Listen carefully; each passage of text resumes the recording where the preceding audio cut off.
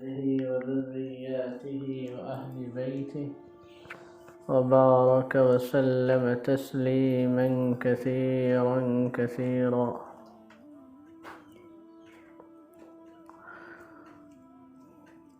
أما بعد، يقول عليه الصلاة والسلام: المرء على دين خليله فلينظر عمن يخالل. صدق رسول الله صلی اللہ علیہ وسلم. قابل احترام بزرگوں اور نوجوانوں، قابل قدر مائیں اور بہنیں، اللہ تعالیٰ کا ہم پر بڑا فضل و کرم ہے، اس کا احسان ہے کہ وہ بارہا ہم کو ایسے مواقع عطا کر رہے ہیں جس میں ہم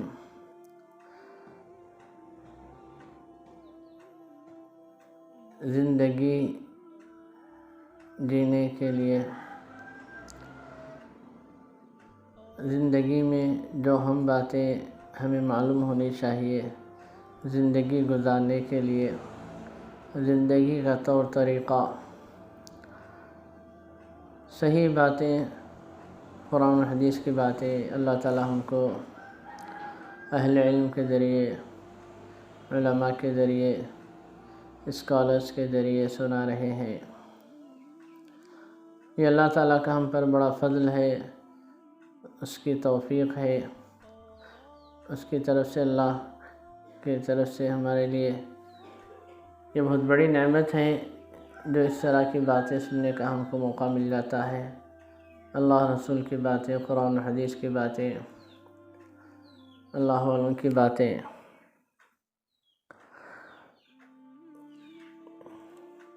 انسان کے لیے سب سے بڑی چیز جو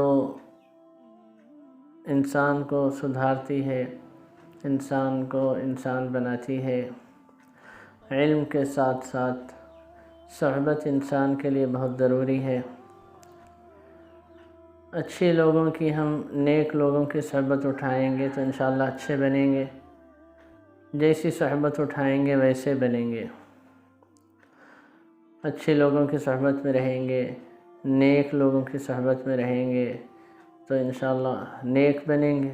اور اگر برے لوگوں کی صحبت میں رہیں گے، کھانے پینے والوں کی، ناچ گانے والوں کی صحبت میں رہیں گے تو ویسی بنیں گے، وہی چیزیں ہمارے اندر آئیں گی. تو اسی لیے آدمی کو ہمیشہ اس بات کا خیال رکھنا چاہیے کہ جس سے بھی وہ دوستی کر رہا ہے وہ کیسا ہے، اس کی عادتیں کیسی ہے، اس کے اخلاق کیسے ہے، اس کی سمجھداری کیسے ہے، اس میں دینداری کتنی ہے، اللہ اور اس کے رسول کے بارے میں وہ کتنا جانتا ہے، کیا خیال ہے، دین پر کتنا عمل کرتا ہے یا کتنا عمل کرتی ہیں. مرد حضرات بھی اچھی صحبت اٹھائیں، ایسے ہی ہماری مائیں اور بہنیں بھی اچھے لوگوں کی صحبت اٹھائیں، نیک خواتین کی جو پردہ پوش ہوں، باحیا ہوں اور اپنے عفت و عصمت کی حفاظت کرنے والی ہوں. انشاءاللہ ہم اچھی صحبت اٹھائیں گے تو اچھے بنیں گے، دین بھی کامیاب ہوگا، دنیا بھی کامیاب ہوگی، آخرت بھی انشاءاللہ کامیاب ہوگی. جو حدیث میں نے پڑھی اس میں آپ صلی اللہ علیہ وسلم نے ارشاد فرمایا: المرء علی دین خلیلہ. ہر شخص اپنے دوست کے دین پر ہوتا ہے، لہذا تم دوستی کرنے سے پہلے خوب سوچ لو اور غور کر لو کہ تم کس سے دوستی کر رہے ہو. کیوں؟ اس لیے کہ آدمی کے اندر جس سے بھی آدمی دوستی کرتا ہے، جس کے ساتھ زیادہ رہتا ہے تو خود بخود اس کی عادات اور اس کے بہت سی چیزیں آدمی کے اندر آ جاتی ہیں. ہم چینج ہو جاتے ہیں، ہم کو پتہ بھی نہیں چلتا. بہت سی چیزیں آدمی ایکسیپٹ کر لیتا ہے صحبت میں. تو اسی لیے کسی سے دوستی کرنے سے پہلے خوب غور کرنا چاہیے، خوب سوچنا چاہیے، اس کے بعد اس سے دوستی کرنی چاہیے. جس سے بولے دوستی کر لے رہے ہیں، جس کے ساتھ بولے چلے جا رہے ہیں، جہاں بولے کھا لے رہے ہیں، پی لے رہے ہیں، جس کے لیے بولے بیٹھ جا رہے ہیں۔ پتہ نہیں کون کیسے ہیں، کن کا ذہن کیسا ہے۔ جب تک ہم کو اندازہ نہ ہو اس وقت تک آدمی کو محتاط رہنا چاہیے۔ صحبت بڑی نعمت ہے۔ دیکھیے یہ جو ہم کو باتیں سننے کا موقع مل رہا ہے، یہ بھی صحبتوں ہی کا نتیجہ ہے۔ جن بڑوں کے دل میں اللہ نے، ہمارے جو بڑے ہیں ان کے دل میں اللہ نے یہ بات ڈال دی کہ بھئی یہ پروگراموں کو، یہ سلسلے کو چلانا ہے، جس سے ہم کو اچھی باتیں سننے کو ملیں گی، اللہ رسول کی باتیں سننے کو ملے گی، دین ایمان ہمارا باقی رہے گا۔ تو اسی صحبت کا یہ نتیجہ ہے جو ہم لوگ یہاں الحمدللہ جمع ہوئے ہیں، بیٹھے ہیں اور اہتمام سے سن رہے ہیں۔ ورنہ آج کل کے حالات کے لحاظ سے تو ہر شخص یہ چاہ رہا ہے کہ بھئی کسی طرح میں زیادہ سے زیادہ وقت میرا موبائل میں جائے۔ کوئی فیس بک پہ لگا ہوا ہے، کوئی گوگل پہ لگا ہوا ہے، کوئی واٹس ایپ پہ، کوئی یوٹیوب پہ، کوئی کسی پہ وقت اپنا ٹائم پاس کر رہے ہیں۔ اللہ نے ہم کو یہ توفیق دے دی ہے، بہت بڑی نعمت ہے، جو کچھ دیر کے لیے ہم جمع ہو کر اللہ اس رسول کی باتیں سن رہے ہیں۔ یہ دور ایسا ہے کہ اس دور میں لوگ منٹوں میں، سیکنڈوں میں لاکھوں کروڑوں روپے ٹرانسفر کرنے کے لیے تیار ہے، اچھے کاموں کے لیے، نیک کاموں کے لیے، دین کے کاموں کے لیے، لیکن اپنی ذات سے کوئی وقت دینے کے لیے تیار نہیں ہے۔ اپنی ذات سے کوئی وقت دینے کے لیے تیار نہیں ہے۔ وہ وقت کوئی اپنے آپ کو بھی دینا نہیں چاہ رہا، اپنے نفس کے لیے، اپنے کھانے پینے کے لیے، اپنے آرام کے لیے بھی وقت نہیں ہے۔ آدمی 24 گھنٹے موبائل میں لگا ہوا ہے۔ ماں باپ کو بھی وقت دینے کے لیے تیار نہیں ہے، اور اپنے بہن بھائیوں کو وقت دینے کے لیے تیار نہیں ہے، اپنے گھر والوں کو، رشتہ داروں کو جن کے اس پر حقوق ہیں، بیوی بچوں کو وقت دینے کے لیے تیار نہیں ہے۔ یہ حال ہو چکا ہے ہمارا۔ تو ایسے دور میں اگر ہم مل کر آپس میں بیٹھ رہے ہیں اور اللہ اس کے رسول کی باتیں سن رہے ہیں اور دین و ایمان کو سمجھنے کی کوشش کر رہے ہیں اور دین پر عمل کرنے کی کوشش کر رہے ہیں، تو یہ ہمارے لیے بڑی خوش نصیبی کی بات ہے اور بڑی سعادت مندی کی بات ہے۔ میرے والد صاحب رحمۃ اللہ علیہ ایک بات فرمایا کرتے تھے، دیکھو قرآن میں اصحاب کہف کے کتے کا بھی ذکر ہے۔ کل جنت میں جب اصحاب کہف جائیں گے تو ان کے ساتھ یہ کتا بھی ہوگا۔ کیوں؟ نیک لوگوں کی صحبت میں تھا، نیک لوگوں کے ساتھ رہنے کی وجہ سے، نیک لوگوں کے ساتھ رہنے کی وجہ سے کتا بھی کل جنت میں ہوگا، ہے نا؟ نوح علیہ السلام کی بیوی نافرمان تھی، ان کا بیٹا نافرمان تھا، کافروں کے ساتھ رہا، کل اس کا حشر قیامت کے دن اسی کے ساتھ ہوگا، انہی کے ساتھ ہوگا۔ تو اچھی صحبت، نیک صحبت بہت بڑی نعمت ہے۔ صالح ترا صالح کنت، فارسی کا ایک جملہ ہے، کہتے ہیں کہ اچھی صحبت آدمی کو اچھا بنا دیتی ہے، بری صحبت آدمی کو برا بنا دیتی ہے۔ میرے والد صاحب اللہ علیہ فارسی کے چند اشعار پڑھتے تھے اور یہ سناتے تھے، آپ حضرات اس پر غور کریں کہ مٹی پر چند پھول کی پتیاں پڑ گئی تھیں اور مٹی سے کوئی شخص، مٹی کو کسی شخص نے استعمال کیا، اس کے اندر سے خوشبو آ رہی تھی۔ پہلے زمانے میں ہاتھ وغیرہ دھونے مٹی بھی استعمال کرتے تھے۔ تو اس شخص نے پوچھا، بڑے اچھے فارسی کے اشعار ہیں، تو مٹی ہے، لوگ تجھے رونق دیتے ہیں، پھر تیرے اندر یہ خوشبو کیسا آ گئی؟ تو اس مٹی نے کہا کہ بے شک لوگ مجھے رونق دیتے ہیں، میں تو مٹی ہوں، میری کوئی حقیقت نہیں، لیکن پھول کی پتیاں مجھ پر پڑ گئی تھیں، ان کا اثر میرے اندر آ گیا، یعنی اس نے رس چوس لیا، رس جذب ہو گیا پھول کے پتیوں کا، تو خوشبودار ہو گئی۔ تو کیا تھا یہ؟ صحبت کا کمال تھا۔ تو محترم بزرگوں، عزیز نوجوانوں اور ہمارے محترم مائیں اور بہنیں، یہ بات کو ہمیشہ ذہن میں رکھیں، جہاں بھی رہیں ہم، جن سے بھی ملیں ہم، جن سے بھی ہمارا تعلق ہو، ہمیشہ یہ بات ذہن میں رکھیں کہ اچھے سچے نیک صالح لوگوں سے ہمارا تعلق ہو۔ اس مہینے میں ہم جو ہے خاص طور سے، خصوصیت سے بعض حضرات حضرت شیخ عبدالقادر جیلانی رحمۃ اللہ علیہ کا ذکر کرتے ہیں، ان کے حالات بھی سناتے ہیں۔ کیا تھے وہ؟ ایک بہت بڑے اللہ والے تھے، بہت بڑی ہستی تھی، بزرگ ہستی تھی، جنہوں نے دنیا میں بہت بڑا انقلاب برپا کیا۔ پتہ نہیں کتنی صدیوں تک لوگ انہیں یاد کرتے رہیں گے، ان کی باتیں اور ان کی کرامتیں اور ان کی جو خوبیاں تھیں جو چھوڑ کر گئے وہ، یہ سب کیا تھا؟ صحبت ہی کا کمال تھا۔ یہ جو سلسلہ چلا آ رہا ہے، حضور صلی اللہ علیہ وسلم کو صحابہ کی صحبت ملی، صحابہ کو پھر تابعین کو صحابہ کی صحبت ملی، تابعین کو تابعین کی صحبت ملی، اس طرح یہ سلسلہ چلا آ رہا ہے اور اس طرح دین و ایمان ہم تک پہنچا ہے اور پہنچ رہا ہے۔ تو حضرت شیخ عبد القادر جیلانی رحمۃ اللہ علیہ جو بہت بڑے اللہ والے تھے، بہت بڑی بزرگ ہستی تھی، ان کے بارے میں لکھا ہے کہ ان کے والدین بھی بڑے نیک صالح تھے، بہت ہی نیک تھی ان کی ماں بھی، ان کے والد بھی۔ حضرت شیخ عبد القادر جیلانی رحمۃ اللہ علیہ ان کے بارے میں کہا جاتا ہے کہ تقریباً 5000 یہود و نصارہ نے ان کے ہاتھ پر اسلام قبول کیا۔ اسی طرح 1,00,000 سے زیادہ وہ لوگ جو غنڈے اور ڈاکو قسم کے ہوتے تھے، ان لوگوں نے بھی اپنے گناہوں سے توبہ کی اور انہوں نے بھی اپنی اصلاح کر لی۔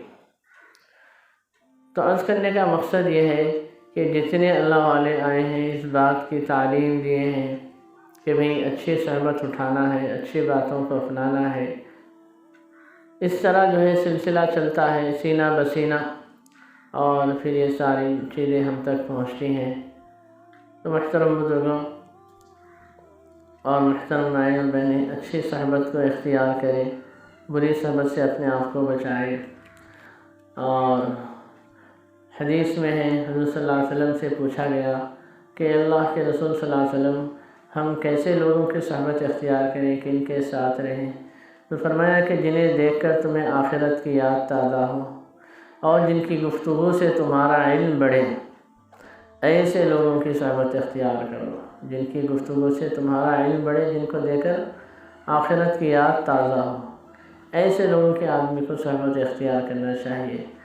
اور آج ہمارے پاس بہت سی چیزیں ہمارے معاشرے میں رائج ہیں، بہت سی بات جو غیر ضروری رسومات رائج ہیں، اس میں بھی جو ہے ایک تو برادران وطن کا تعلق، برادران وطن کے ساتھ رہنے کی وجہ سے بعض غیر ضروری رسومات شادی بیاہ کے موقع پہ جو ہمارے پاس چلتی ہیں، جن کی قرآن حدیث میں کوئی اثر نہیں ہے، کوئی ثبوت نہیں ہے، جن کا کوئی پروف نہیں ہے۔ بہت سی رسمیں ہم نے جیسے گڑھ لی ہیں، مہندی کی رسم، سانچک کی رسم، اور ایسے ہی فلاں رسم، اس کے بعد شادی ہوں گی۔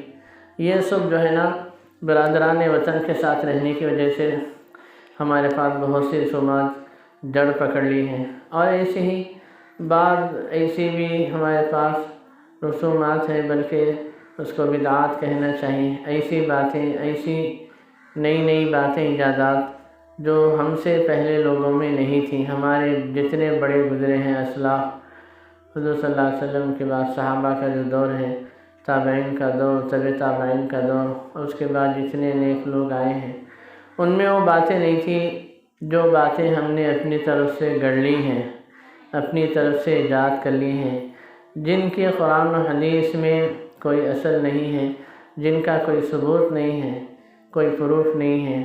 جیسے مثال کے طور پہ ہمارے معاشرے میں بعض حضرات جو ہے اللہ کے علاوہ کے نام پر بھی جانور کو ذبح کرتے ہیں، جبکہ حدیث سے بات معلوم ہوتی ہے کہ اللہ کے علاوہ کسی اور کے نام پر جانور ذبح کرنا، حضور صلی اللہ علیہ وسلم نے اس پر لعنت کی ہے۔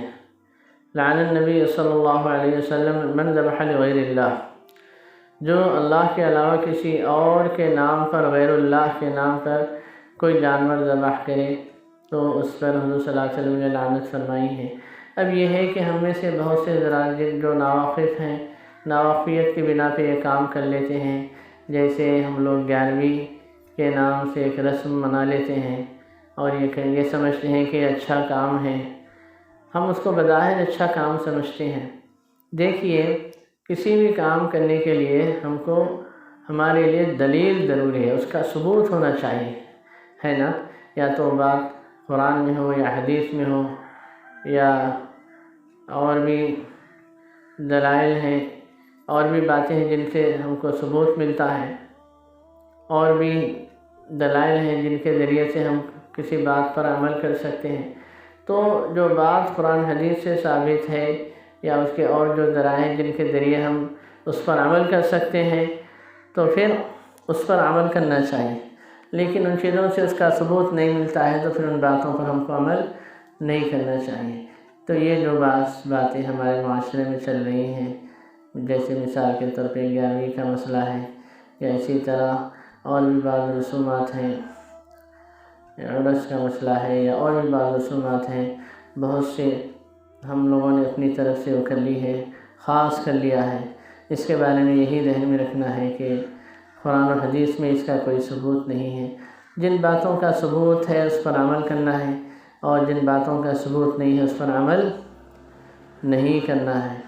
تو اب یہ باتیں ہم کو کیسے پتہ چلیں گی کہ بھئی کیا قرآن حدیث میں ہے کیا نہیں ہے؟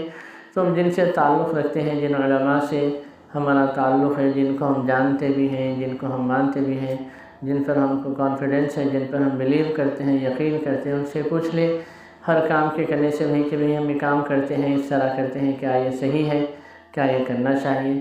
وہ اگر کہہ دیتے ہیں کہ بھئی ہاں ٹھیک ہے کرنا چاہیے تو کریں، وہ اگر کہہ دیتے ہیں کہ بھئی یہ کام نہیں کرنا چاہیے تو اس سے ہم کو رک جانا چاہیے۔ یہ بات ہم کو ہمیشہ ذہن میں رکھنا ہے۔ کسی بھی کام کے کرنے سے پہلے اس کے جاننے والوں سے پوچھ لینا چاہیے، ہے نا؟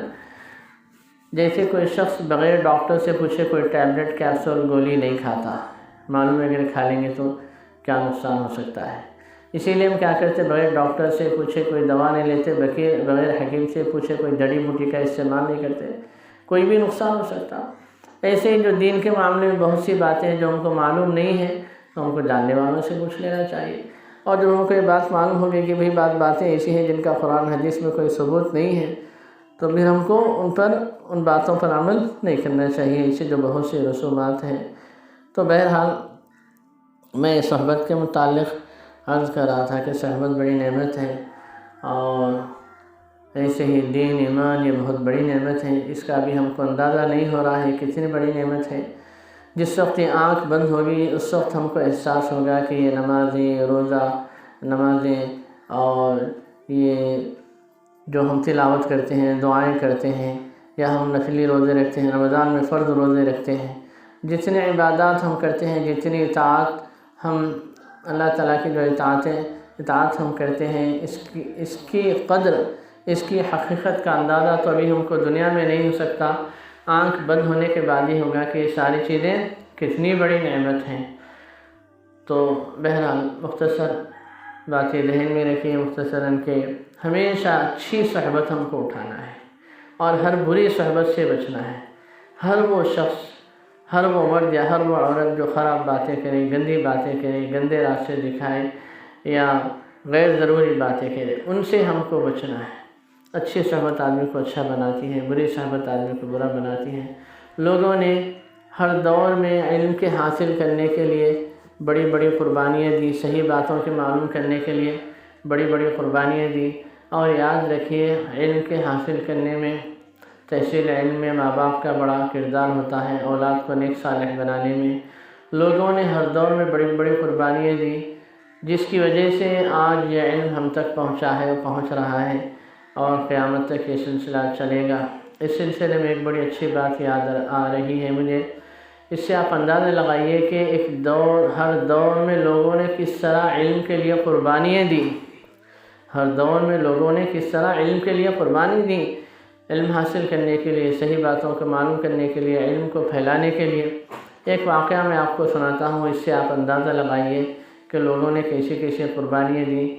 حضرت زیاد بن حارثہ رضی اللہ عنہ ایک صحابی ہیں، ان کے غلام تھے فروخ، جو بڑے جری، بہادر، بے باک، اور جب میدان جہاد میں چلے جاتے، گھمسان کی لڑائی ہوتی تو اس میں بے باک ہو کر گھس جاتے تھے، اور جہاں بھی جاتے بڑی فتوحات ہوتی، حاصل ہوتی، بڑے بے باک جری تھے۔ ایک مرتبہ ایسا بھی ہوا، ایک واقعہ ہے ان کا کہ حضرت زیاد بن حارثہ رضی اللہ عنہ نے انہیں آزاد کر دیا۔ جب بہت سی انہوں نے فتوحات حاصل کی ان کے ذریعے، تاشقند، سمرقند، بخارا، ادھر کے علاقوں کی، ایک جگہ جب آخری جو ان کی فتوحات میں جو علاقے شامل تھے حضرت زیاد بن حارثہ رضی اللہ عنہ کے، جب انہوں نے آخری فتح حاصل کر لی تو بہت سارا مال غنیمت، بہت سی چیزیں، اپنے غلام کو بھی دی، ان کو آزاد کر دیا۔ تو یہ وہ ساری چیزیں لے کر مدینہ طیب آئے، وہاں رہنے لگے، اور پھر اس کے بعد انہوں نے وہاں پر ایک اچھے گھرانے میں، دینی گھرانے میں، ایک نیک صالح خاتون سے انہوں نے نکاح بھی کیا، وہاں ایک گھر بھی خریدا اور نیک صالح خاتون سے نکاح بھی کیا۔ اس واقعے کو عزیز محترم بزرگوں، عزیز دوستوں، ایسے ہمارے محترم بھائی بہنیں غور سے سنیں میں کیا کہہ رہا ہوں، کیا واقعہ سنا رہا ہوں، اس کو ذہن میں رکھیں۔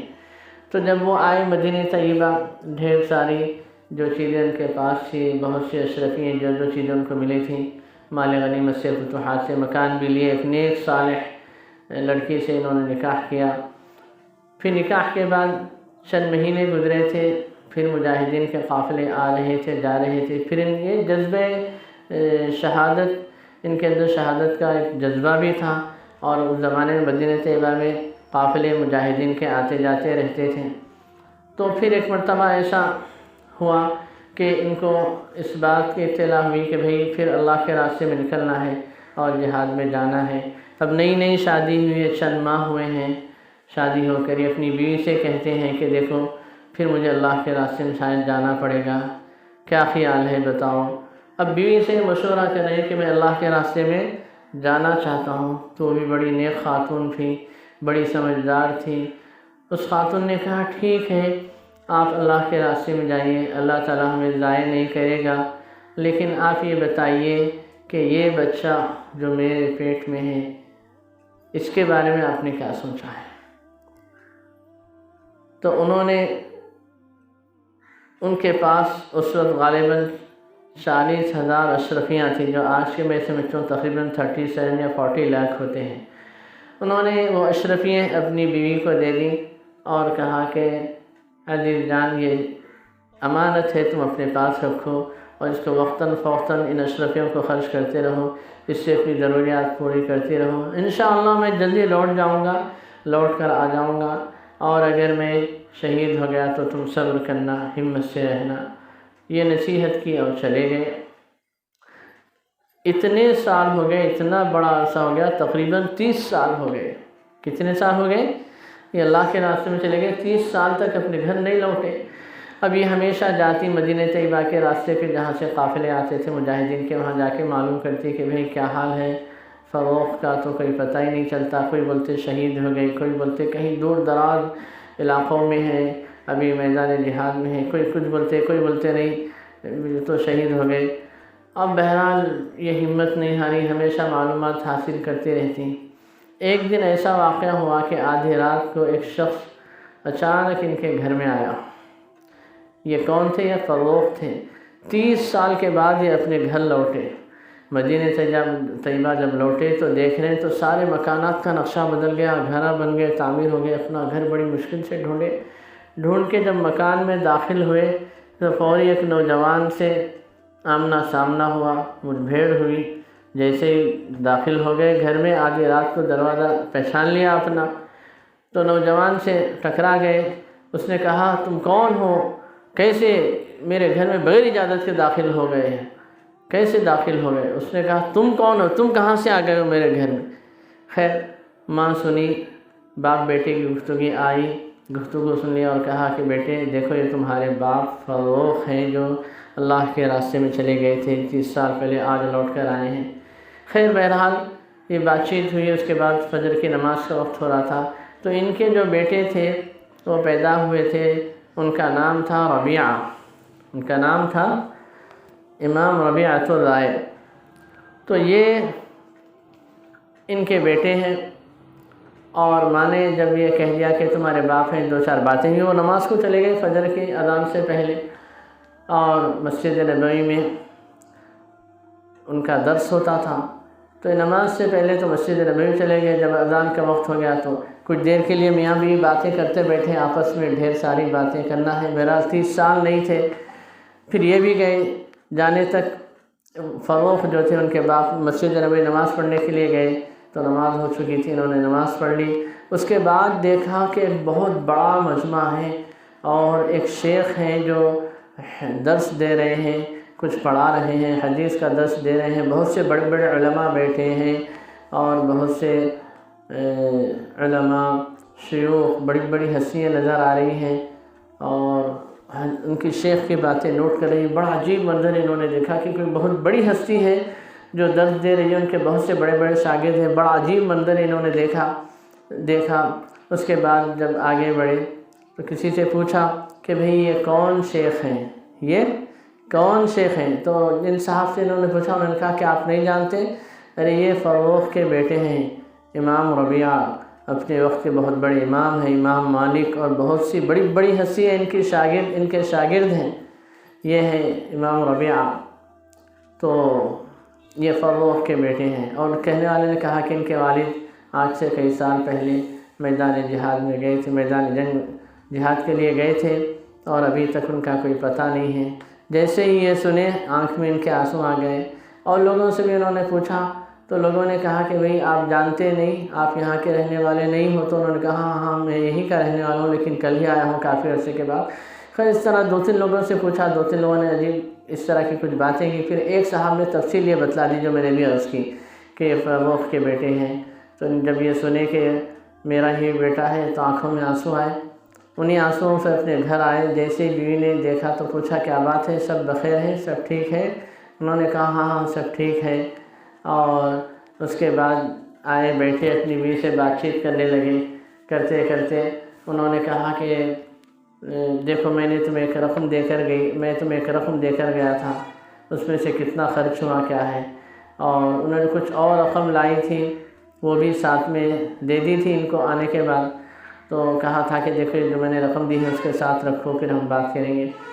تو جب یہ آنے کے بعد بیوی کے پاس ان کے آنکھ میں آنسو تھے، بیوی نے پوچھا تو بیوی نے کہا دیکھو جو آپ مجھے رقم دے کر گئے تھے وہ رقم بہتر ہے یا جو آج آپ نے منظر دے کر آیا ہے، میں نے آپ کے بچے کو اتنا بڑا قابل بنایا ہے، یہ بہتر ہے؟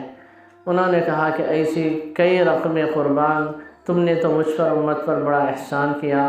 تو دیکھیے عثمان نے جب وہ رقم رکھ کر گئے تھے اس زمانے میں 40,000 اشرفیہ، تو اس رقم کو عثمان نے پوری بچے کی تعلیم پر خرچ کیا، اعلیٰ سے اعلیٰ۔ اس وقت کے جو کالجز اسکولز ہو سکتے تھے، جیسے آج اسکول کالجز ہوتے ہیں، اس وقت جو ہوتے تھے علماء مشائخین، بڑے بڑے لوگ علماء، اس وقت جو بڑے بڑے علماء ہو سکتے تھے ان کے پاس انہوں نے پڑھایا، حفظ بھی کرایا، حافظ بھی بنایا، کم عمر میں حافظ بن گئے، بڑے تیز تھے، ذہین تھے، بڑی اچھی نشو و نما پائی اور اپنے وقت کے بہت بڑے عالم بنے۔ تو عرض کرنے کا مقصد یہ ہے کہ دیکھیے اس زمانے میں بھی کیسی خواتین تھیں جو اتنی بڑی رقم دے کے جانے کے باوجود اتنی بڑی رقم دی گئی تو اس کو انہوں نے غلط خرچ نہیں کیا، بلکہ پوری کی پوری رقم انہوں نے بچے کی تعلیم پر خرچ کی۔ اگر آج کوئی کسی کو اتنی بڑی رقم دے کر جائے تو آج کی عورتیں کیا کریں گی بتائیے؟ ایک اچھا سا گھر لے لیں گی اور گھر میں ساری چیزیں، آرام کے جو سامان ہوتے ہیں وہ خرید لیں گی، A to Z پورے گھر کو سجا دیں گی اور ایک زندگی اچھی طرح سیٹ کر لیں گی۔ یہی ہوگا نا؟ آج ہمارے پاس رقم آئے گی، ابھی تصور کیجیے گا ہمارے پاس کہیں سے 1 کروڑ روپے آ جائے تو ہم کیا کریں گے؟ زیادہ کا تو صرف 1 کروڑ آ جائے تو ہم کیا کریں گے؟ کہیں مکان لیں گے، کہیں دکان لیں گے، ایک آدھ گاڑی لیں گے، اچھا موبائل لیں گے، اسی طرح اپنی رقم کو خرچ کریں گے، ہے نا؟ لیکن وہ خاتون کیسی تھی دیکھیے، جن کو اتنی بڑی رقم دے کر گئی تو انہوں نے ساری رقم بچے کی تعلیم پر صرف کر دی۔ اچھے سے اچھے علماء کے نے، بڑے بڑے علماء کے نے پڑھایا انہوں نے اپنے وقت کے، اور علم کے لیے جو ذرائع، جن چیزوں کی ضرورت پڑتی وہ ساری چیزیں انہیں لے کر دیتی۔ اس طرح ساری رقم انہوں نے خرچ کی تو بچہ اپنے وقت کا بہت بڑا امام بنا۔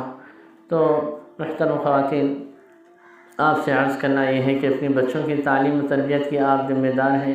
یاد رکھیے بچے کا پہلا اسکول اس کی ماں ہوتی ہے۔ ماں اگر اچھی ہوگی، نیک صالح ہوگی، صحیح تربیت کرنے والی ہوگی تو بچے اچھے بنیں گے، اعلیٰ اخلاق والے بنیں گے اور اچھی تعلیم حاصل کریں گے۔ اور اگر مائیں توجہ نہیں دیں گی، تعلیم تو اصل علم باپ کا فرض ہے۔ باپ کے اولاد پر 3 حق ہیں۔ سب سے پہلا حق ہے اچھی عورت سے نکاح کرنا، باپ کا جو پہلا حق ہے۔ باپ کے اولاد پر 3 حق ہیں۔ سب سے پہلا حق ہے اچھی عورت سے نکاح کرنا، اور دوسرا حق ہے اس کا اچھا نام رکھنا، اور تیسرا حق ہے اخلاق سکھانا، اخلاق میں تعلیم بھی آ جاتی ہے۔ تو خیر بہرحال باپ کا حق ہے، ماں باپ دونوں کو بھی تعلیم کی فکر کرنی چاہیے۔ تو پہلے کی عورتیں کیسے بچوں کی تعلیم کی فکر کرتی تھی، اس کا اندازہ لگائیے۔ ایسے ہی ہم کو اپنے بچوں کی تعلیم کی فکر کرنا ہے، تو انشاءاللہ ہماری آئندہ نسلیں دین و ایمان پر قائم رہ سکیں گی۔ اور اسی طرح ایک بات اور عرض کر دوں، اس سلسلے میں آپ نے کچھ اہم باتیں سن لی کہ کیسی ہماری نسلیں آئندہ دین پر قائم رہ سکتی ہیں۔ تو اس سلسلے میں ہم کو یہ فکر کرنی ہے ان کے علم کی، دین و ایمان کو ترقی دینے کی، دین و ایمان کی یہ باتیں حاصل کریں۔ کیسے حاصل کریں؟ استاد کے ذریعے پڑھ کر بھی حاصل کریں، اچھے لوگوں کی صحبت میں رہ کر بھی حاصل کریں۔ یہ فکر ماں باپ کو کرنی ہے۔ اور ایک بات بڑے افسوس سے کہنا پڑ رہا ہے کہ آج ہمارا جو زیادہ پیسہ ضائع ہو رہا ہے وہ غیر ضروری چیزوں میں ضائع ہو رہا ہے۔ ایسے ہی ہمارا وقت جو ضائع ہو رہا ہے وہ غیر ضروری رسومات میں اور غیر ضروری چیزوں میں وقت ضائع ہو رہا ہے۔ تو ہم کو پیسے کی بھی قدر کرنا ہے۔ اللہ تعالیٰ جو نعمت دے رہے ہیں ہم کو، جو اللہ تعالیٰ کی جو نعمتیں ہم پر ہیں، ان نعمتوں کا ہم کو تصور کرنا ہے کہ کیا کیا اللہ کی نعمتیں ہمارے پاس ہیں۔ بہت سی اللہ کی نعمتیں ہیں، لیکن ان نعمتوں کو کیسے استعمال کرنا ہے یہ ہم کو معلومات حاصل بھی کرنا ہے۔ جو ہم جانتے ہیں ٹھیک ہے، جو باتیں ہم نہیں جانتے ہیں ان کو معلوم بھی کرنا ہے۔ اور ایک بات عرض کر دوں، ابھی ہمارے پاس کچھ دنوں پہلے ہمارے ملک کے ایک ممتاز عالم دین، بہت بڑے ٹاپ کے اسکالر، ہندوستان کے بہت بڑے عالم اور ایک بہت بڑے اللہ والے اور بہت بڑے عالم کے جو صاحبزادے ہیں، وہ ابھی بھی تشریف لائے تھے۔ انہوں نے حیدرآباد میں خصوصی طور پر خواتین سے خطاب کیا اور کچھ اہم باتیں کی۔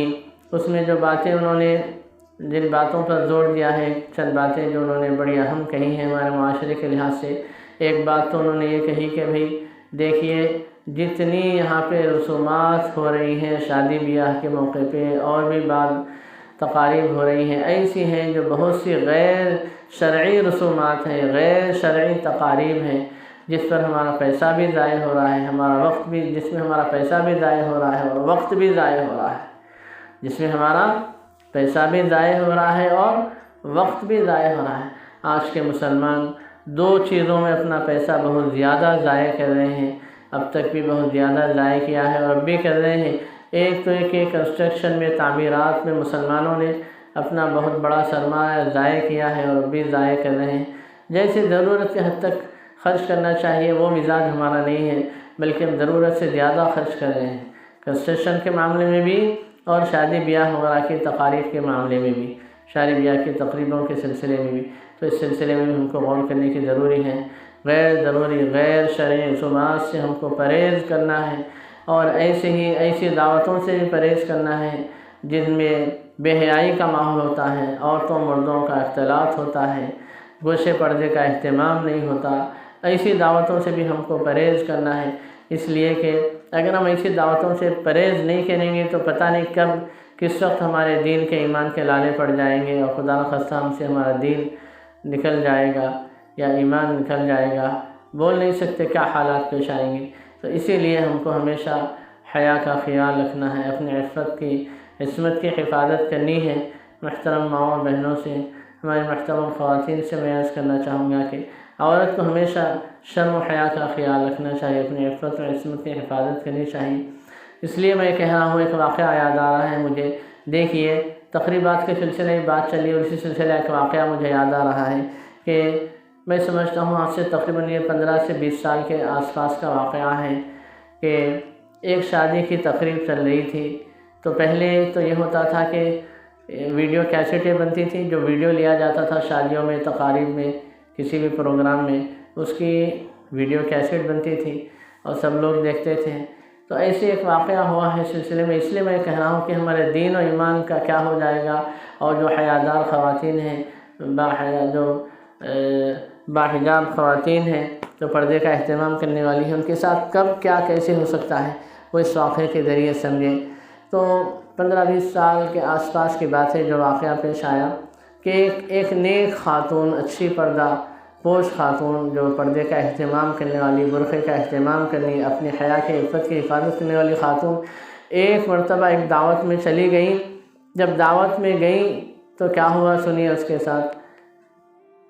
جب وہ دعوت میں گئی تو اس کی جو سہیلیاں تھیں وہ بے پردہ تھیں، اب یہ برقعے میں گئی اور یہ بہت پردے کا اہتمام کرتی تھی۔ اس کی سہیلیاں کہنے لگی کہ بھئی آج کل کا پردہ، آج تو سب لوگ انجوائے کر رہے ہیں، خوش ہو رہے ہیں، خوشی کا ماحول ہے، تم آج بھی گوشے پردے میں رہو گی کیا؟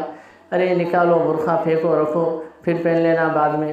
تو وہ کتنا اس نے منع کیا، نہیں سنا اس کی سہیلیوں نے، آخر میں اس کا برقعہ بہرحال اتروا دیا اور وہ ناچنے اور گانے لگی، ڈانس کرنے لگی، اس کو بھی اپنے ساتھ میں لے لیا۔ تو اس خاتون کا کیا حشر ہوا سنیے۔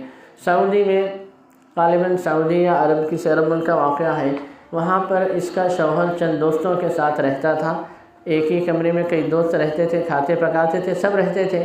تو ان دوستوں کا معمول یہ تھا کہ جب بھی کوئی حیدرآباد سے ویڈیو کیسٹ بن کے آتی کسی شادی وغیرہ کی تقریب کی، تو سب دوست آپس میں بیٹھ کر ویڈیو کیسٹ دیکھتے تھے سب۔ ایک دن یہ ہوا کہ ایک دوست وہ ویڈیو کی جو کیسٹ آئی کہ حیدرآباد سے دیکھ نہیں سکا، سب دوستاں دیکھ لیے اور اس سے بولنے لگے کہ بھئی دیکھو آج تو ایک ایسی خوبصورت حسینہ کی ویڈیو آیا ہے، آج تو ایک ایسی حسینہ آئی ہے ویڈیو میں کہ آج تک ہم لوگ دیکھے نہیں۔ اب وہ بیچارہ بے چین، اب وہ بولا کہ بھئی ایسا کیا بات ہے، کون حسینہ ہے، کون اتنی حسین و جمیل ہے؟ اس کو دوسرے بولنے لگے ہم تم کو اس وقت تک وہ ویڈیو کیسٹ نہیں بتائیں گے جب تک تم سب کو پارٹی نہ دو، تم پارٹی دو تب بتائیں گے۔ چنانچہ ویڈیو کیسٹ شروع ہوئی، اس نے پارٹی دی، شروع ہوئی، چلتے وہ منتظر بیٹھا ہے، دیکھ رہا ہے کون حسینہ ہے کیا ہے۔ آتے بہرحال ایک خاتون آئی، اس کی سہیلیاں زبردستی اس کا برقعہ اتاری، اور وہ جو خاتون تھی جس کا برقعہ اتارا گیا، وہ دوست جس نے وہ سی ڈی نہیں دیکھی تھی وہ اس کی بیوی نکلی، جس نے وہ سی ڈی اس زمانے ویڈیو کی جو کیسٹ تھی وہ نہیں دیکھی تھی، اس کی وہ بیوی نکلی۔ فوری وہ آیا حیدرآباد اور اس نے اس کو طلاق دے دی۔ تو اس نے اپنی آپ بیتی لکھی تھی کہ دیکھو میری زندگی اب اجیرن بن چکی ہے اور مطلقہ ہو چکی ہوں، میرے شوہر نے میرے لیے سب کچھ کیا، اور ایک گھر نہیں تھا، گھر لیے، سارے آرام کے میرے لیے سامان مہیا کیے، ساری ضروریات میرے گھر میں مہیا کی اور مجھے اچھی زندگی دی، لیکن مجھ سے جو ایسی حرکت ہوئی وہ انہیں ایک پل بھی پسند نہیں آئی، وہ دیکھ کے وہ بہت غضبناک ہو گئے۔ ظاہر بات ہے کہ مرد کو جو تکلیف ہوتی ہے تو اس بات سے زیادہ تکلیف ہوتی ہے، اس بات سے ایک مرد کو زیادہ تکلیف ہوتی ہے کہ اس کے گھر والے بے حیائی اختیار کریں۔ وہ آیا اور اسے طلاق دے دیا۔ تو عرض کرنے کا مقصد یہ ہے جو باحجاب خواتین ہیں، پردے کا اہتمام کرتی ہیں، وہ ایسی تقاریب میں نہ جائیں جہاں ویڈیو لیا جا رہا ہو۔ اور آج کل کے تو حالات ایسے ہیں، ہر شادی خانے میں پہلے تو ویڈیو لیا جاتا تھا اور کیسٹ بنتی تھی، پھر اس کے بعد ایک دور آیا سی ڈی بنتی تھی۔ اب تو حالات ایسے ہو چکے ہیں کہ ویڈیو لیا بھی جا رہا ہے اور جو ہے مختلف ڈرون کے ذریعے کہیں ویڈیو لیا جا رہا ہے، اور خود شادی خانوں میں ویڈیو کیمرے ایسے لگا دیے گئے ہیں کہ نہ چاہتے ہوئے بھی ہماری خواتین ویڈیو میں آ جاتی ہیں۔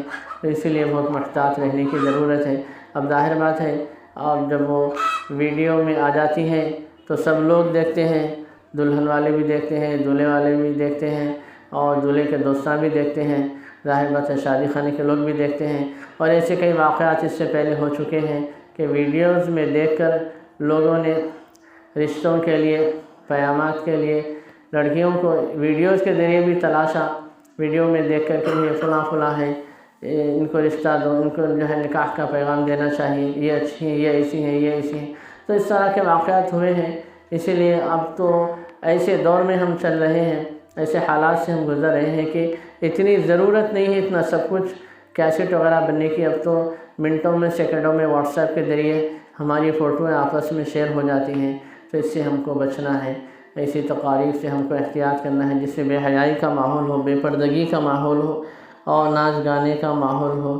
تو میں گزارش کروں گا خواتین سے، ہماری محترم ماؤں بہنوں سے خاص طور سے کہ وہ اس طرح کے تقاریب میں ہرگز شرکت نہ کریں اور گوشے پردے کا اہتمام کریں۔ حدیث میں ہے المرأة عورة اذا خرجت استشرها الشیطان، عورت سراسر چھپانے کی چیز ہے، جب وہ باہر نکلتی ہے تو شیاطین اس کو اپنی تیروں کا نشانہ بنا لیتے ہیں۔ اگر دیکھا جائے تو عورت کی آواز بھی عورت ہے، یعنی عورت کی آواز کو بھی چھپانا ہے، عورت کی آواز کو بھی چھپانا ہے، آواز بھی اس کی غیر محرم مرد نہ سنے، اتنا اہتمام کرنا ہے کہ عورت کو۔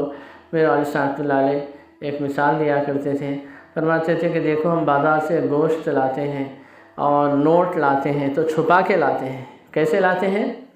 چھپا کے لاتے ہیں۔ گوشت کوئی کھلا لاتے کیا؟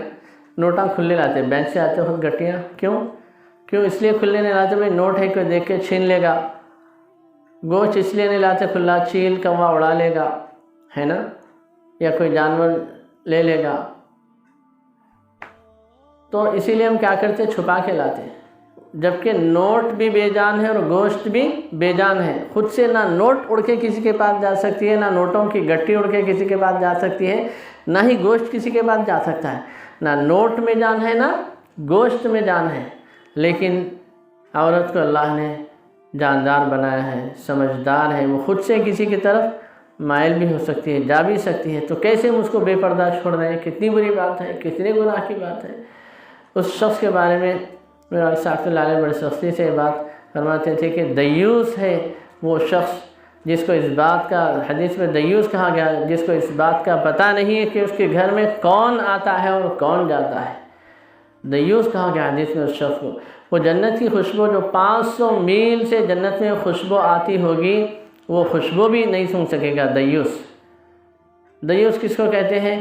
وہ شخص جس کو اس بات کا پتہ نہ ہو کہ اس کے گھر میں کون آتا ہے اور کون جاتا ہے۔ تو اسی لیے مرد حضرات کو اس بات کا اہتمام کرنا چاہیے کہ اپنے گھر کے حالات اور گھر کے ماحول کے بارے میں چوکنا رہیں، کون آ رہے ہیں، کون جا رہے ہیں، اور بے پردگی نہ ہو۔ ہم لوگ یہ سمجھتے ہیں، اکثر خواتین یہ سمجھتی ہیں خلیرے بھائی، پھپھیرے بھائی، ممیرے بھائی، چچیرے بھائی، ان سے کوئی گوشہ پردہ نہیں ہے۔ اکثر خواتین یہ سمجھتی ہیں، یاد رکھیے جن سے ہمارا نکاح ہو سکتا ہے، جیسے خلیرے بھائی، پھپھیرے بھائی، ممیرے بھائی، چچیرے بھائی، جن سے کسی بھی وقت نکاح ہو سکتا ہے، یہ سب نامحرم ہیں، یہ سب نامحرم ہیں۔ اور جن سے نکاح ہو سکتا ہے وہ محرم ہے، جیسے معاف کرنا، جن سے نکاح نہیں ہو سکتا ہے وہ محرم ہے، اور جن سے نکاح ہو سکتا ہے وہ غیر محرم ہے۔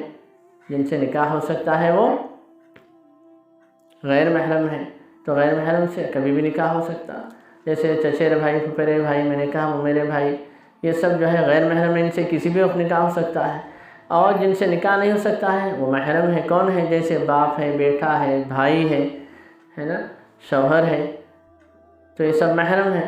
تو اس کا ہم کو خیال رکھنا چاہیے اور یہ باتیں معلوم کرنا چاہیے کہ ہمارے لیے کون محرم ہے، کون غیر محرم، یعنی کہ ہم کس کے سامنے نکل سکتے ہیں اور کس کے سامنے ہم نہیں نکل سکتے۔ اس بات کا ہم کو اہتمام کرنا چاہیے اور ضروری دین کی باتیں معلوم کرنا چاہیے۔ تو یہ الحمدللہ بڑی اچھی بات ہے کہ آپ حضرات کے پاس ایک سلسلہ چل رہا ہے، دین و ایمان کی باتیں سننے کو مل رہی ہیں، اور جب اچھی باتیں آپ حضرات کو معلوم ہو، اچھے واقعات معلوم ہو، اس کو آپس میں شیئر بھی کرنا چاہیے، بتانا بھی چاہیے کہ بھئی آج ہم کو یہ باتیں بڑی اچھی معلوم ہوئی، ہے نا۔ آج کل جیسے واٹس ایپ کا دورہ ہے، ہم میں سے ہر شخص کوشش یہ کرتا ہے جو اچھی باتیں معلوم ہوتی ہیں ہم آپس میں اس کو شیئر کرتے ہیں۔ اور ایک بات یاد رکھیے، کسی بات کو آپس میں شیئر کرنے سے پہلے یہ اچھی طرح اس کی تحقیق کر لیجئے، اس کے بارے میں آپ کو پوری طرح اطمینان ہو کہ وہ بات واقعی اگر قرآن و حدیث کی ہے، اس کا حوالہ لکھا ہوا ہے، اس کے بارے میں آپ کو اندازہ ہو۔ کوشش یہ کرنا چاہیے اس طرح کی باتیں بھی ہم اپنے جاننے والوں سے پوچھ لیں، علماء سے پوچھ لیں کہ بھئی یہ بات صحیح ہے، قرآن و حدیث کی واقعی ہے یا نہیں۔ کیوں؟ اس لیے کہ اس سے پہلے ایسا ہوا، بہت سی ایسی باتیں آئیں واٹس ایپ پر، جب حدیثوں میں اس کو تلاش کیا گیا، حدیث کا حوالہ آتا ہے، وہ بات نہیں ملی۔ تو اس طرح بعض وقت ہم یہ سمجھتے ہیں کہ بات حدیث کی اور شیئر کر دیتے ہیں، وہ بات حدیث کی نہیں نکلتی ہے، حدیثوں میں حدیث تلاش کی گئی تو نہیں ملی۔ تو اسی لیے ہم کو جاننے والوں سے پوچھ لینا چاہیے، ہم کو جاننے والوں سے پوچھ لینا چاہیے، پوچھ کے شیئر کرنا چاہیے، اور جو باتیں ہم کو اچھی لگتی ہیں، بھلی لگتی ہیں، اچھی باتیں دکھتی ہیں، وہ تو ہم بلا تکلف شیئر کر سکتے ہیں، اور جن باتوں پر ہم کو یقین ہے واقعی یہ قرآن حدیث کی ہم اس سے پہلے سنے بھی ہیں، پڑھی بھی ہیں، اس کو بلا تکلف شیئر کر سکتے ہیں۔ مگر ایک بات ذہن میں بھی رکھیں کہ آج کل لوگ یہ شیئر کرنے کو قابلیت کی علامت سمجھ رہے ہیں، اچھی سے اچھی چیز شیئر کرنا اس کو قابلیت کی علامت سمجھ رہے ہیں۔ یاد رکھیے یہ قابلیت کی علامت نہیں ہے، کبھی کبھار کوئی باتیں اچھی بات ہے تو شیئر کیجیے، لیکن زیادہ مشغلہ ہم یہی بنا لیے ہیں کہ صبح سے شام تک ڈھونڈ کے دیکھ کے آپس میں شیئر کرنا، یہی ہمارا مشغلہ بن گیا ہے۔ ہمارے پاس اللہ کا کلام پڑھنے کے لیے وقت نہیں ہے، اور دعا کرنے کے لیے وقت نہیں ہے، نمازوں کے اہتمام کے لیے وقت نہیں ہے، توبہ استغفار کے لیے وقت نہیں ہے۔ بہت افسوس کی بات ہے، وقت ہے تو تمام کاموں کے لیے وقت ہے، شاپنگ کے لیے وقت ہے، گھومنے پھرنے کے لیے وقت ہے، غیر ضروری رسومات میں جانے کے لیے وقت ہے، بہت ساری چیزوں کے لیے وقت ہے۔ اگر وقت نہیں ہے تو کس کے لیے نہیں ہے؟ قرآن پڑھنے کے لیے نہیں ہے، توبہ کرنے کے لیے نہیں ہے، استغفار کرنے کے لیے نہیں ہے، نماز پڑھنے کے لیے نہیں۔ کتنی افسوس کی بات ہے۔ محترم خواتین، محترم بزرگوں، عزیز دوستو، یہ بات اچھی طرح ذہن میں رکھیں، وہ اللہ جو ہم کو بہت سی نعمتیں دے رہا ہے، اور بہت سی اس کے بہت سے ہم پر احسانات ہیں، انعامات ہیں، اس ذات کو ہم نہ پہچانے، اس کی نافرمانی کریں، یہ بہت بری بات ہے۔ مولانا علی صاحب اللہ علیہ فرمایا کرتے تھے، دیکھو کتا اپنے مالک کو پہچانتا ہے، کتا وہ روٹی ڈالتا ہے تو اپنے مالک کو پہچانتا ہے، دم ہلاتا ہے، اس کے پیچھے پیچھے جاتا ہے، لیکن ہمارا وہ مالک جو ہم کو صبح سے شام تک بہت سی نعمتوں سے نواز رہا ہے، ہم اس کو نہیں پہچان رہے ہیں۔ اگر ہم کاروبار میں ہوتے ہیں اور کوئی کسٹمر آ جاتا ہے، اذان ہو رہی ہے تو ہم کیا کرتے؟ کسٹمر کو توجہ دیتے، اذان کی طرف توجہ نہیں دیتے۔ ہم کسٹمر کو توجہ دیتے ہیں، بھائی بہت بڑا گراہک آ گیا، بہت بڑا کسٹمر آ گیا، ہم کو زیادہ پروفٹ ہوگا، یہ سوچتے ہیں، لیکن اللہ کا منادی پکار رہا ہے، اذان ہو رہی ہے، نماز کے لیے نہیں جاتے۔ کتنے افسوس کی بات ہے، ہم اپنے مالک کو، خالق کو نہیں پہچانے۔ اگر اسی وقت ہم کو یورین کو جانا پڑے، ٹوائلٹ کے لیے جانا پڑے تو ہم کیا کرتے؟ کسٹمر کو بولتے صاحب 1-2 منٹ ٹھہریے، میں بھی آتا ہوں، میں بھی ذرا ٹوائلٹ کو جا کے آتا ہوں، 5 منٹس ویٹ کیجیے، ہے نا؟ یہ بول کے ہم کیا کرتے ہیں؟ فوری چلے جاتے ہیں۔ وہ خدا جو آسانی سے ہماری ضروریات پوری کرا، قضائے حاجت آسانی سے ہو رہی ہے، اگر وہ خدا قضائے حاجت کو روک دے تو ہم کیا کریں گے بتائیے؟ اگر خدا نہ خواستہ کسی کو یورین پاس نہ ہو، پیشاب نہ آئے تو کیا کریں گے ہم بتائیے؟ کتنی بڑی تکلیف دہ بات ہو جائے گی۔ تو جو اصل خدا ہے، اصل مالک ہے، اس کی طرف سے پکار ہو رہی ہے، مؤذن پکار رہا ہے، لیکن ہم نماز کے لیے نہیں جا رہے ہیں، اذان سن رہے ہیں، نماز کے لیے نہیں جا رہے ہیں۔ کتنے افسوس کی بات ہے۔ تو ہم کو اس بات کا اہتمام کرنا ہے، خاص طور سے نمازوں کا اہتمام کرنا ہے، ہر حال میں نماز پڑھنا ہے۔ ٹھہر کر نہیں پڑھ سکتے تو بیٹھ کر نہیں پڑھ سکتے تو لیٹ کر بھی نہیں پڑھ سکتے تو اشارے سے، مگر کسی حال میں نماز معاف نہیں ہے۔ یاد رکھیے، ایک مومن اور کافر کے درمیان فرق کرنے والی چیز نماز ہے۔ حضرات صحابہ کرام رضوان اللہ علیہم اجمعین، جو شخص نماز نہیں پڑھتا تھا اس کو کافر سمجھتے تھے، کیونکہ مومن اور کافر کے درمیان فرق کرنے والی چیز نماز ہے۔ حدیث میں الصلاۃ عماد الدین، من اقامها فقد اقام الدین ومن ترکها فقد هدم الدین۔ نماز دین کا ستون ہے، جس نے نماز کو قائم کیا تو اس نے دین کو قائم رکھا، اور جس نے نماز چھوڑ دی تو اس نے دین کو ڈھا دیا، یعنی اس کا دین ختم ہو گیا۔ تو محترم بزرگوں اور محترم خواتین، یہ بات ہر حال میں یاد رکھیں کہ نماز ہر حال میں پڑھنا ہے، کسی حال میں معاف نہیں ہے۔ تو آج کے اس بیان میں چند باتیں ہم کو یاد رکھنا ہے۔ ایک تو یہ کہ سب سے پہلی بات اچھی صحبت اٹھانی ہے، نیک لوگوں کی صحبت اٹھانی ہے، جو مرد حضرات ہیں اللہ والوں کی صحبت اٹھانی ہے، کسی اللہ والے سے اپنا تعلق رکھنا ہے۔ ہمارے پاس حضرت شاہ صاحب دامت برکاتہم، حضرت مولانا شاہ جمال الرحمن صاحب دامت برکاتہم، جن کے فیض سے اللہ تعالیٰ ہم کو سب کو فیضیاب کر رہے ہیں، حضرت تشریف لاتے رہتے ہیں، اور سلسلے کے یہاں پر جوڑ بھی ہوتے رہتے ہیں۔ ہم کو کوشش کرنی چاہیے کہ جوڑ میں بھی شرکت کریں، شرکت کر کے بیانات وغیرہ سنیں، اور اس سے انشاءاللہ ہمارے علم میں، عمل میں اضافہ ہوگا۔ بہت بڑی نعمت ہے کہ حضرت وہاں سے یہاں تشریف لاتے ہیں، اور بہت سے علماء آتے ہیں۔ ہم اس بات کی کوشش کریں کہ اپنے علم و عمل میں اضافہ کرنے کی کوشش کریں۔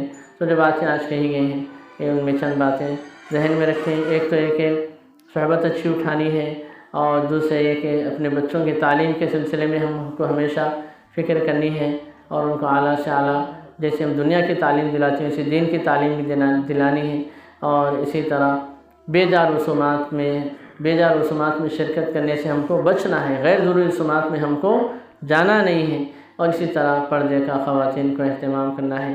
اور ایک بات میں نے کہی تھی، جو ایسی چیزیں بہت سی ایسی بعض بدعات ہیں جو ہمارے معاشرے میں گڑ لی گئی ہیں، جیسے میں نے مثال دی، مثال کے طور پہ 11ویں ہیں یا اور بھی اس طرح کی جو بعض ایسی رسومات ہیں، اس سے بھی ہم اگر بچیں تو بڑی اچھی بات ہے۔ حدیث میں ہے کل بدعۃ ضلالہ وکل ضلالۃ فی النار، ہر بدعت، ہر نہیں ایجاد جس کی قرآن حدیث میں کوئی دلیل نہ ہو وہ ایک بدعت ہے، اور بدعت انسان کو گمراہی کی طرف لے جاتی ہیں، جہنم کی طرف لے جاتی ہیں۔ تو ایسی جو رسومات ہیں اس سے بھی ہم بچیں، اپنے وقت کا حفاظت کریں اور اپنے علم و عمل میں اضافہ کریں۔ اللہ تعالیٰ سے دعا ہے کہ اللہ تعالیٰ جتنی باتیں کہیں گئی ان تمام باتوں کو سمجھنے، ان پر عمل کرنے کی ہم سب کو توفیق نصیب فرمائے، عمل صالحہ کی توفیق نصیب فرمائے، دنیا و آخرت دونوں کی سعادت نصیب فرمائے۔